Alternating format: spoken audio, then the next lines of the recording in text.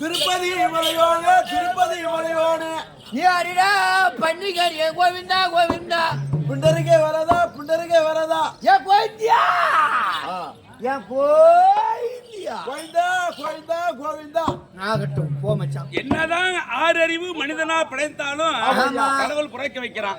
ஆனா சிலரோடு என்ன பண்றான்னா நல்லவன் கூட கூட நல்லது வரும்.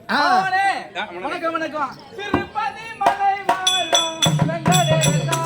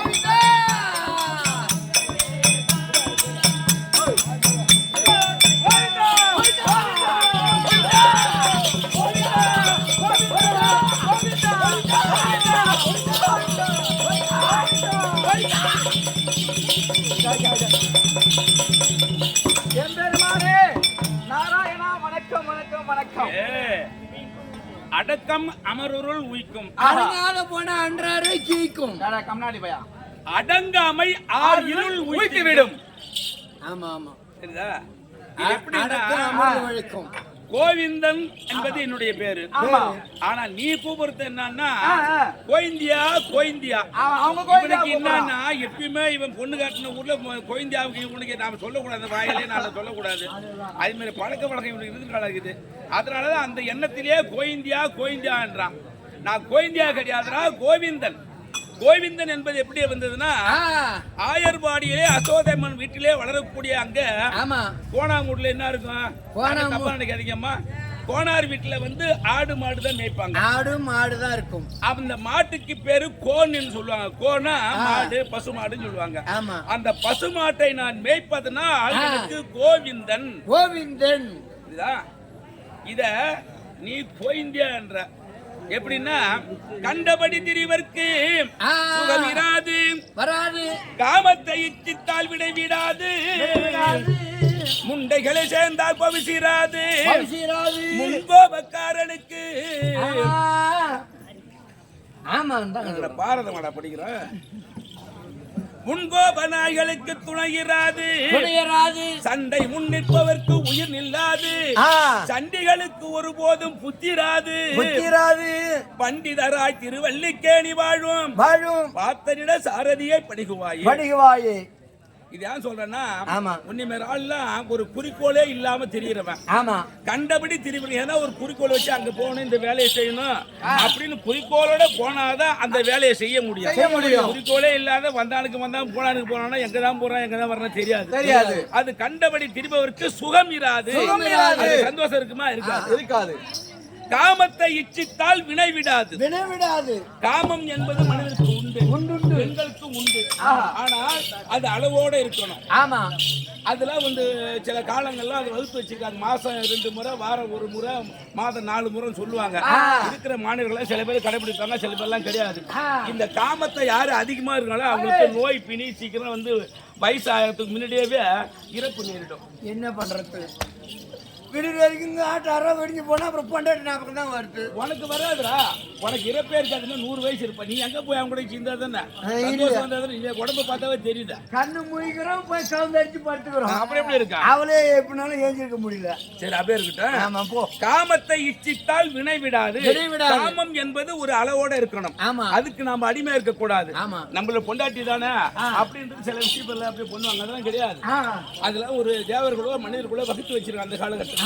அது அளவோட இருக்கணும். அளவுக்கு மீறி போனா அமிர்தம் விஷம் சொல்லுவாங்க. அது நாமளே நம்ம உடம்பு கெடுத்து. இரண்டாவது, முண்டைகளை சேர்ந்தால் பௌசிராது. முண்டைன்னா யாரும் சொல்லாதீங்கம்மா.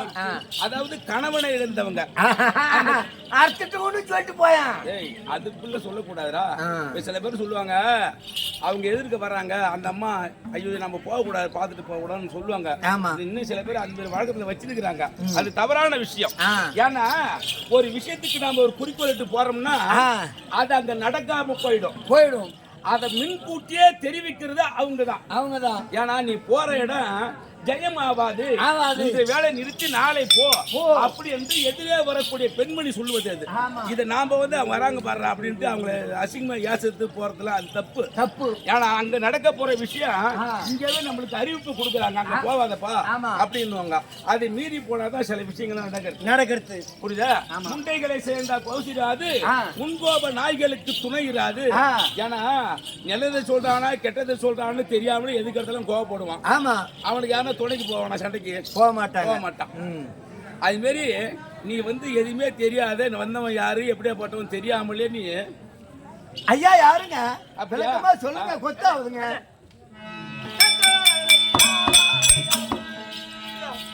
நான்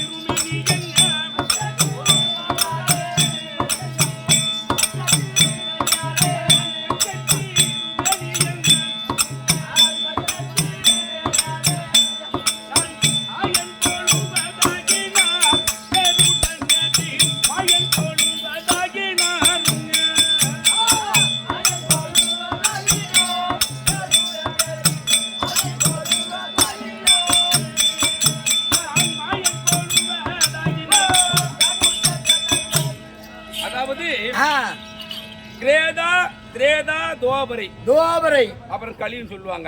ஆனா இப்ப நடக்கக்கூடிய நாடகம் இருக்குதே வச்சிருக்கிறாங்களே, இது முதல் யுகம் என்று சொல்லக்கூடிய கிரேதா யுகத்தில் நடந்தது. அப்போது நான் யாருன்னா ஆடியிலே பள்ளி கொண்ட ஸ்ரீமன் நாராயணமூர்த்தி. ஸ்ரீம் நமோ நாராயணமூர்த்தி. ஸ்ரீம் இல்ல, ஓம் ஸ்ரீம். ஓம் ஸ்ரீ. சரி, நாராயணமூர்த்தி என்று சொல்லுவாங்க. அந்த முதல் அவதாரம் கிரேதாயுகம். கிரேதாயுகத்தில் எத்தனை அவதாரம் எடுத்தது தெரியுமா? என்ன அவதாரம்? மொத்தம் 6 அவதாரம். முதல் அவதாரம் மச்சம், இரண்டாவது கூர்மம், மூன்றாவது மச்சம், கூர்மம், வராகம், நரசிம்மம், வாமனம், வாமனம் இல்ல, வாமனன், அப்புறம் பரசுராமன். அப்படி மொத்த 6 அவதாரம். முதல் அவதாரம் எதற்காக எடுத்த தெரியுமா? துண்டத்தரி மாமரை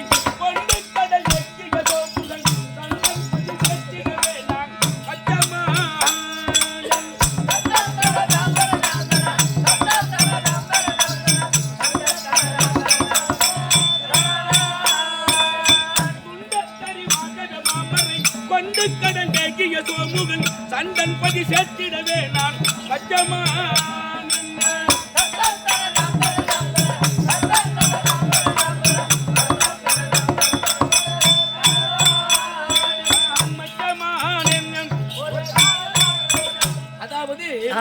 இந்த உலகில் இருக்கக்கூடிய ஜீவன்கள் இருக்கிறது 884 லட்சம் ஜீவ வேதங்களை படைக்கிறதுக்கு முதல் ஒரு காரணம் வேணும். ஆமா, அதுக்கு படைக்கிறதுக்கு 4 வேதங்கள். 4 வேதங்கள் என்னன்னா ரிக்கு, யஜூர், சாம, அதர்வணம் அப்படின்னு சொல்லக்கூடிய 4 வேதங்களை படைத்தேன். ஆமா, அந்த படைப்பு தொழிலை செய்ததற்காக என்னுடைய உந்தி கமலம்னா என்னுடைய தொப்புள் இருக்குது. ஆமா, இதன் மூலமாக ஒரு தாமரை வளர வைத்து தாமரையிலே பிரம்மதேவனை சிருஷ்டிப்பு செய்தல். ஆமா, அந்த சிருஷ்டிப்பு செய்து இந்த உலகத்தை படைக்கிறதுக்காக அந்த 4 வேதங்களை அவங்ககிட்ட ஒப்படைத்து இந்த உலக மக்களை எல்லாம் திருளிக்க வேண்டும் அப்படி என்று உரையிட்டேன். பார்த்தால் பிரம்மதேவன் அவங்க வேலையை செய்தான்.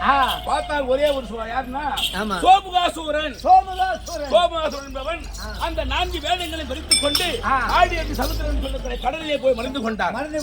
பிரம்மதேவன், அப்பா நீங்கள் கொடுத்த 4 வேதங்களை பறித்துக் கொண்டு சோமுகாசூரன் அந்த ஆடியது சொல்லக்கூடிய கடலிலே புகுந்து கொண்டார். ஏதோ படைப்பு நின்று விட்டது அப்படி என்று என்னிடம் முறையிட்டார். பார்த்தேன், ஏன்னா தண்ணியில போய் ஒரு மனுஷன் ஒண்ணும் பண்ண முடியாது.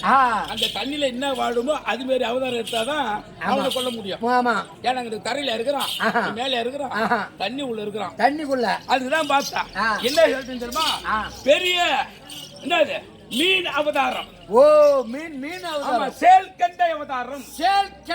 ஆமா, அந்த அவதாரம் எடுத்து ஆடியன் சொல்லக்கூடிய கடலில் இருக்கக்கூடிய சோமுகசவனை சென்று அவனை கொன்று 4 வேதங்களை பறித்துக் கொண்டு பிரம்மனை ஒப்படைத்தேன். அது போகவும் ஒரே ஒரு விஷயம், இந்த மாமர மக்கள்லாம் சரி எனக்கு எந்த கிழமையில எந்த திதியில எனக்கு விரதம் இருக்கணும் சொல்லுங்க பாபு.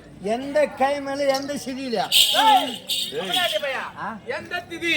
ஓ, அது பேர் என்ன? வாயில எந்த கிழமை எந்த திதி அப்படியே விட்டா நாங்க வர மாட்டேங்குதுடா. ஏன்டா வர மாட்டேங்குது? அது ஒண்ணு மட்டும். என்ன கிழமை? எந்த கிழமை? திதிடா. அவன் வாயில என்னதான் வைக்கிறது தெரியல. தலைவீதி. அதாவது ஏகாதசி திதி. அது மாதத்துக்கு 2 தரம் வரும். வருடத்துக்கு கணக்கு பண்ணா முன்ன பண்ண அதாவது 25 ஒரு கணக்குல வரும். ஆமா, அப்படி அந்த ஏகாதசி திதியில விரதம் இருக்கணும். எப்படி இருக்கணும்னா அந்த ஏகாதசி எப்படி பிறந்தது, யாரால வளர்ந்தது, என்ன செய்தது தெரியுமா? ஏற்கனவே காலத்திலே முரண் என்று சொல்லக்கூடிய சூரன் என்ன செய்தான்னா பிரம்மதேவன வகரம் வாங்கி கொண்டு தேவர்களையும் தூவர்களையும் எல்லாமே வதம் செய்தான். பார்த்தேன், என்னிடம் முறையிட்டார்கள். அங்கே நானும் முரண் சண்டை செய்து கொண்டேன். 1000 வருஷம் அவங்க கூட சண்டை செய்த உடனே தக்க தருணம் வந்தது. இவனை கொல்ல வேண்டும், என்ன செய்ய வேண்டும் என்று தக்க சூழ்ச்சி செய்தேன். அது அருகாமல் இருக்கக்கூடிய குகையில போய் படுத்துக் கொண்டு சயனத்தில் இருந்தேன். அது என்ன பண்ண தெரியுமா? முரண் ஓஹோ உள்ள போய் நம்மளுக்கு பதுங்கிக்கிட்டான் அப்படி சொல்லிட்டு என்ன பண்ணா குகையில இருந்து வெளியே உள்ள வந்த உடனே நான் சயனம் பண்ணது தெரியுமா? என்னுடைய சயனத்தில் இருந்து ஒரு பெண் என்று சொல்லக்கூடிய ஒளி, அதாவது பிழம்பு.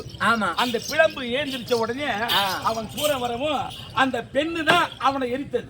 அந்த பெண்ணு தான் அவரை எரித்தது. அதுக்குதான் அது ஏகாதசி. அதாவது அமாவாசை காய்ச்சா 11 நாள் வரும், பௌர்ணமி காய்ச்சா 11 நாள் வரும். அதுதான் ஏகன்னா 1, தசின்னா 10 ஏகாதசின்னு பேரு. அப்ப அதுல விரதம் இருந்து நெற்கதி செய்வாங்க. எனக்கு என்னன்னா ஃபர்ஸ்ட்ல திரையோதசி, அப்புறம் துபாதசி, அப்புறம் ஏகாதசி இப்படி வரும். இதுல முதல் நாளைக்கு விரதம் இருந்து அன்ன ஆகாரம் எதுவும் இல்லாம இருந்து மறுநாள் ஏகாதசி. காலையில எழுந்து வீட்டுல சமையல் செய்து அது எனக்கு படைச்சு அது சாப்பிட்டாங்கன்னா குடும்பத்துல எந்த ஒரு பிரச்சனையும் இருக்காது, நற்கதி கிடைக்கும், செல்வம் கொடிக்கும், எல்லாம் செய்யும். அதனால ஏகாதசி விரதத்தை என்னைக்குமே கடைபிடித்து இருக்கிறவங்க கூட்டுல செல்வம் இன்னைக்குமே இருக்கும். என்னுடைய தேவியாகிய லட்சுமி அங்க குடிகொண்டிருப்பார். புரியுதா? ஆஹா, நான் வந்திருப்பது யாரு? நானு ஏழுமலையான் பகவான். ஆனால் இதோ இருக்கிறது எப்படியாப்பட்ட சபை இது? லட்சுமி கடாட்சி மந்த சபை. லட்சுமி கடாட்சி புரிந்த சபை. எதற்காக இங்கே கூடியிருக்கிறார்கள்? ஓ, அம்மனுக்கு தேர்ந்து நடத்தி, ஆமா, அம்மனுக்கு குருவாச்சி. சக்தி ஒன்று, சமயம் 16. ஆமா, அதாவது இவங்களுக்கு பல பேர் இருக்குது. ஆமா, அங்காளி, செங்காளி, திரிசூலி, பைரவி, பத்திரகாளி, பராசக்தி, அகமாரி, கருமாரி, உருமாரி, இச்சாசக்தி, கிரியாசக்தி, ஞானாசக்தி, காஞ்சி காமாட்சி, மதுரை மீனாட்சி, காசி விசாலாட்சி, திருக்கடை ரபிராமி, தில்லை சிவகாமி, சிவனோட ஆடிய தில்லை காளி, எல்லை பிடாரி, துர்க்கை சாமுண்டீஸ்வரி, கனகதுர்க்கா, மாரியம்மா, ரேணுகா பரமேஸ்வரி, அகில லோக நாயகி, ஆனந்தவள்ளி, மனோன்மணி, திக்கட்டும் ஆளும் திகம்பரி, ஆங்காரி, ஓங்காரி, ரீங்காரி, ஆதி பராபரி, ஓம் என்ற எழுத்திலே உருவாகி உலகத்தை படைத்து காத்து ரட்சித்தவங்க தான் இந்த அம்மா. அம்மா அவங்களுக்கு இன்றைய நாளிலே இது என்ன ஒரு இது? ஆமாங்க, கள்ளக்குறிச்சி மாவட்டம் தானே. கள்ளக்குறிச்சி மாவட்டம் லாலாப்பேட்டை கிராமத்தில் இருந்திருக்கக்கூடிய சக்தி ஒன்று சமயபரார் என்று சொல்லக்கூடிய மாரியம்மனுக்கு தேர் திருவிழா நடத்தி அதோடு விட்டால் போதாது என்று அருகாமையில் இருக்கக்கூடிய காட்டு அடையார் நன்னகரத்தில் வாழ்ந்து வரும்படியான திரு ஓம் ஸ்ரீ ஐயனார் நாடக சபா நாடக ஆசிரியர் ஐயனார் அந்த குழுவினர் அழைத்து 2 இரவு கேளிக்கை வைத்திருக்கிறார்கள். 2 இரவு தெருக்கூத்து. ஆமா, அப்படி வைத்திருக்கக்கூடிய இங்க அமர்ந்திருக்கக்கூடிய இந்த ஊரை சேர்ந்த பஞ்சாயத்து தலைவர், வார்டு நம்பர் மற்றும் உள்ள பெரியோர்கள், தாய்மார்கள், இளைஞர்கள், சிறார்கள் மற்றும் உள்ள நம்ம கூட பணியாற்ற வந்திருக்கிறார்களே, அனைவர்களுக்கும் உனக்கும் அநேக கோடி வணக்கம். மறுபடியும்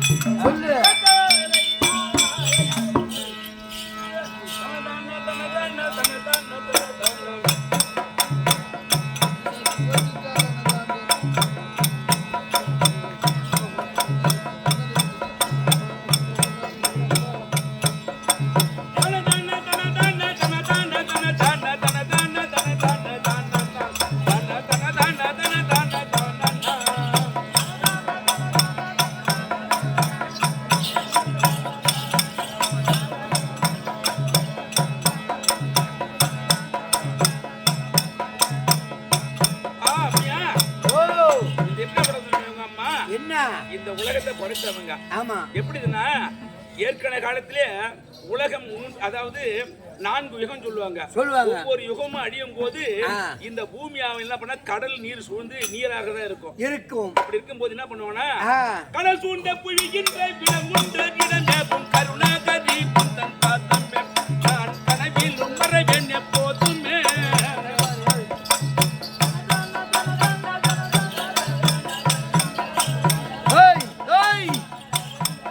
யார் வார் சொன்னா? கடல் சூழ்ந்த புவிகின்ற விலங்குன்றோர் இடமேவும் கருணாகரி புந்தன் பாத்தமே நான் கனவில் உமரவேன் எப்போதுமே.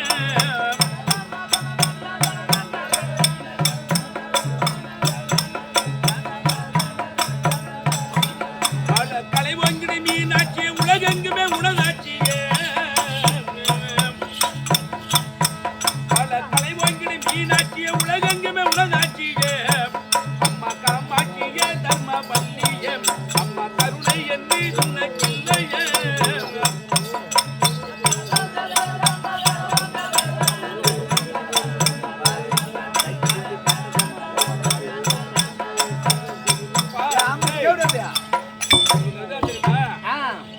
அதாவது வணங்குறவர்களுக்கு தாய், வணங்காதவங்களுக்கு பேய். எப்படின்னா பிம்பான பேருக்கு பாம்பாகும் சக்தி நீ வேண்டில் மந்திட்டும் நாதனி அடகிடம் மந்தை எங்கள் காதனி.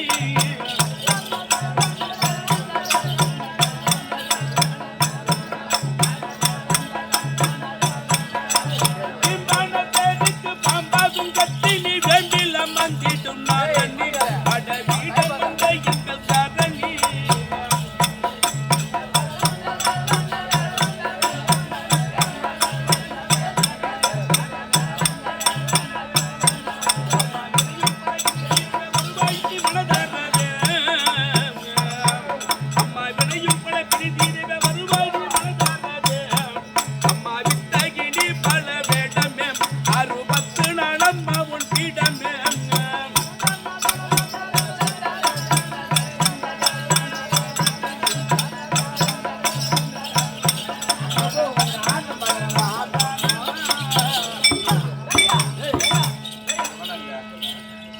அவனுக்கு என்ன வளர்ச்சியான இங்க என்ன வேலை? நான் தான் வந்துட்டுங்க.